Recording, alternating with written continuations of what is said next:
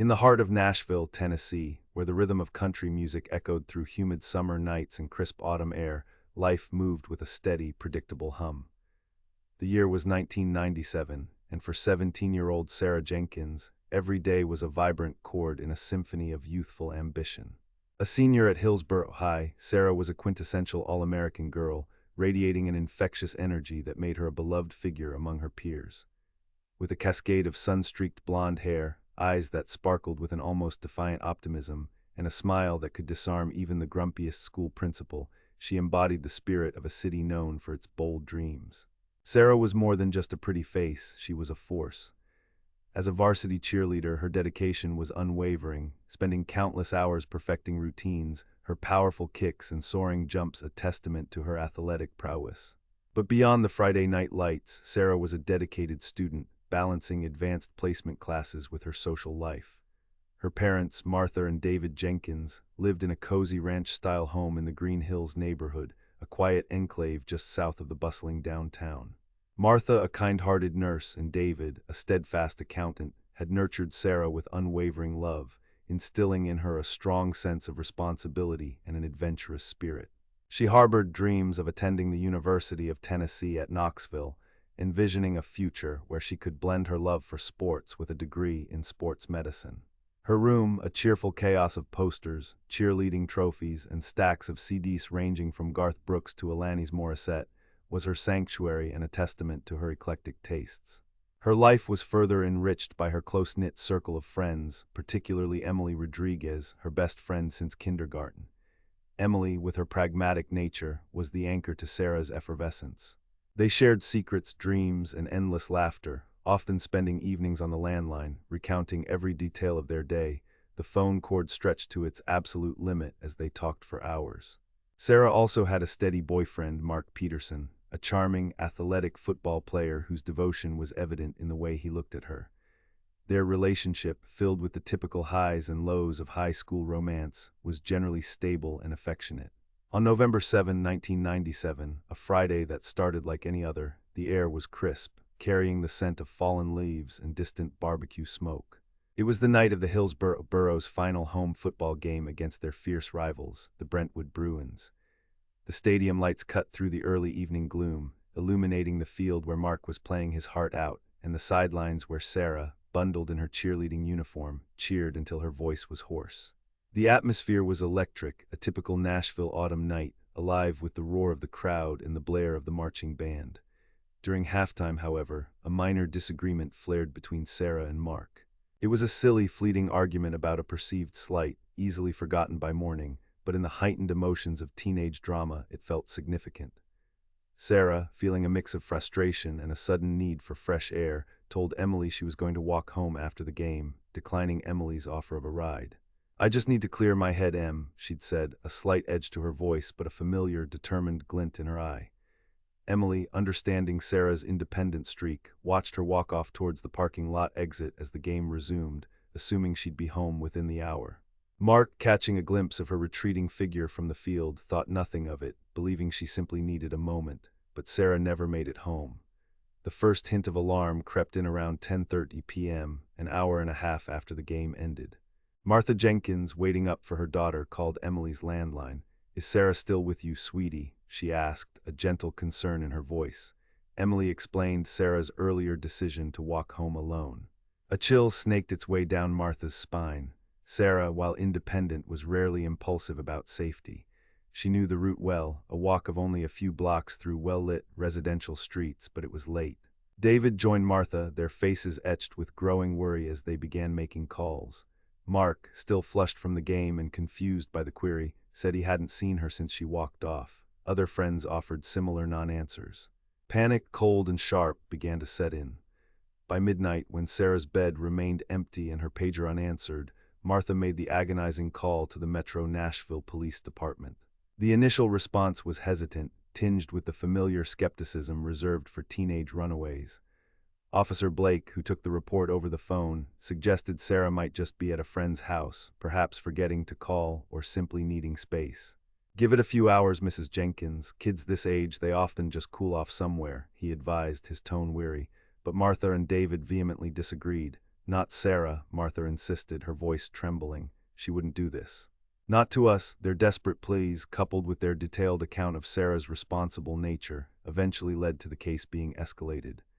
By early morning on November 8th, Detective Robert Miller, a seasoned MNPD officer with a quiet intensity and a reputation for thoroughness, was assigned to the case. Detective Miller, a man in his late 40s with salt and pepper hair and sharp, observant eyes, understood the critical nature of the first few hours in a missing persons case. Time was a luxury they didn't have. He met with the Jenkins family, witnessing firsthand their raw agony. Martha clutched a photo of Sarah, her eyes red-rimmed and swollen, while David, stoic but clearly shattered, recounted every detail of the previous evening. Miller immediately launched into action. Uniformed officers fanned out across the Green Hills neighborhood, conducting door-to-door inquiries, displaying Sarah's picture, and asking residents if they had seen anything unusual. The route Sarah was believed to have walked home was meticulously searched, every bush, every ditch, every darkened alcove scrutinized under the pale beam of flashlights.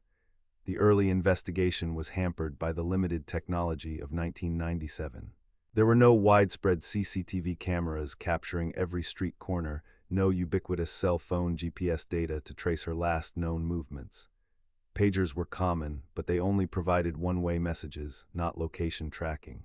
The internet was still a nascent tool, mostly dial-up, not yet the pervasive digital footprint it would soon become. Witness statements, often contradictory or vague, became the primary source of information. Mark Peterson, Sarah's boyfriend, was questioned extensively. He was distraught, cooperative, and his alibi, being on the football field for the entire second half, then at a team gathering, was solid. Emily Rodriguez corroborated Sarah's last known words and actions. A small glimmer of a lead emerged near a bus stop a few blocks from Sarah's home. A single black scrunchie, the kind Sarah often wore, lay partially hidden by fallen leaves. It was fragile, a common item, but it offered a flicker of hope. Forensic technicians carefully collected it, hoping for DNA evidence. Initial analysis, using the less advanced DNA technology of 1997, was inconclusive. It was indeed human DNA, but degraded and insufficient to generate a definitive profile, nor was there a database to match it against. The trail grew cold almost as quickly as it had begun. The initial suspects were few and quickly dismissed or lacked sufficient evidence. Besides Mark, Detective Miller looked into a former, slightly older ex-boyfriend, Kevin, who had a reputation for possessiveness and a short temper. But Kevin had moved to Atlanta months prior, and his alibi was eventually confirmed. A grainy report of a dark, older model sedan seen idling near the bus stop where the scrunchie was found led to countless hours of dead-end searches through vehicle registration databases, ultimately yielding nothing concrete. The lack of physical evidence, combined with a perplexing absence of any ransom calls or credible leads, turned the case into a baffling mystery. It began to slip into the abyss of cold cases, a category that grew larger and more disheartening with each passing day. Weeks bled into agonizing months. The Jenkins family's life, once a vibrant melody, had dissolved into a cacophony of unanswered questions and profound grief.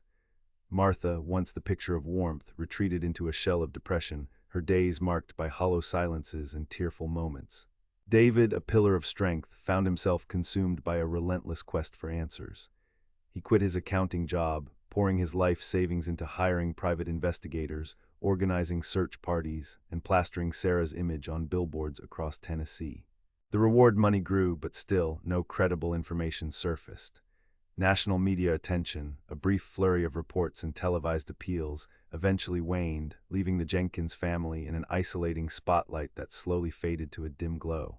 The community of Green Hills, and indeed all of Nashville, felt the ripple effect of Sarah's disappearance. A pervasive sense of fear and suspicion crept into daily life. Parents held their children closer, curfews became stricter, and the once innocent walks home from school were viewed with a newfound apprehension. Sarah's ghost seemed to hover over Hillsborough High, a stark reminder of innocence lost. Anniversaries of her disappearance became solemn vigils, candlelight flickering against the darkening sky, a visual representation of a hope that refused to die, even as it grew dimmer with each passing year.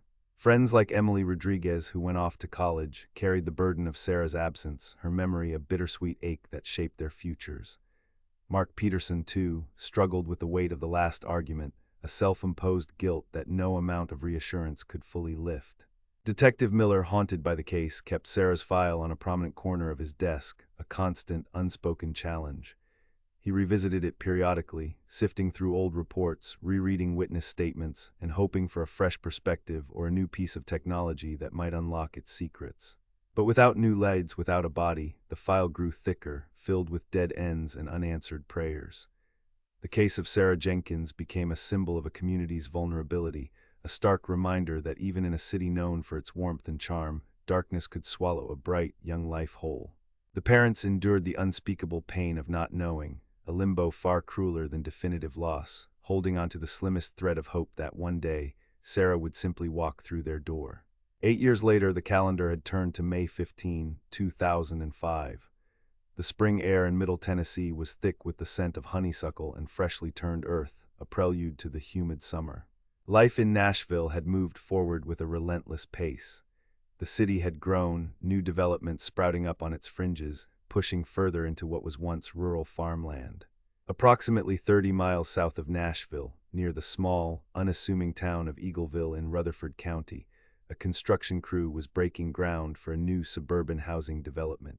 The site, a former sprawling farm property that had lain fallow for decades, was being cleared, its gentle hillsides excavated and flattened. Suddenly, the roar of heavy machinery ceased. A backhoe operator digging near a cluster of old oak trees on the far edge of the property felt his blade strike something unusually resistant.